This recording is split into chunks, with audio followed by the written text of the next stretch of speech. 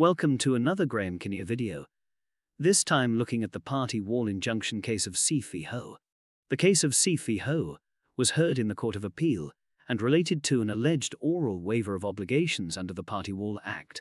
It also looked at the basis on which damages for trespass in breach of the 1996 Act are assessed. In 2006, Mr. and Mrs. Ho decided to build an extension to their house in Edgware, London.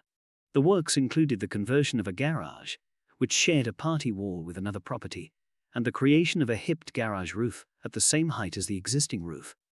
Mr. and Mrs. Ho obtained planning permission, but did not serve any party wall notices as they did not think the separating wall was a party wall. Building work started in 2007. During the works, Mr. and Mrs. Ho altered their plans and instead constructed a gable-end roof higher than the existing roof. After the works were completed, Mr. Seeff, the neighboring owner, issued proceedings seeking an injunction requiring the removal of the roof and damages for trespass on the basis that the roof as constructed encroached upon their land and that the building owner had failed to comply with the Party Wall Act. One of the main issues in dispute was the effect of a conversation between Mrs. Ho and Mr. Seeff, which took place over the garden fence prior to work commencing. Mr. and Mrs. Ho argued that the effect of that conversation was that Mr. Seeff had given oral consent to proceed with the conversion of the garage and heightening the garage roof, and that therefore they did not need to serve notice under the 1996 Act. At the initial trial, His Honour, Judge Copley, agreed and found Mr. Seeff had given consent to the work, but that such consent had not extended to all of the works that took place, and, to the extent those works fell outside the consent, Mr. and Mrs. Ho had committed a trespass.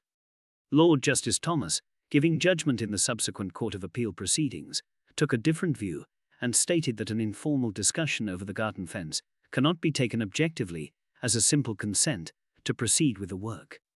Put simply, an adjoining owner's agreement to allow works to take place will not relieve the building owner of his obligation to comply with the Party Wall Act.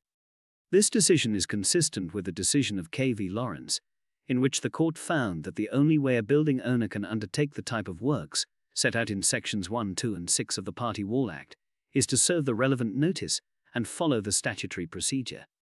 We at Graham Kinnear Property Consultants are specialist party wall surveyors and would be delighted to hear from you should you be in need of any party wall advice.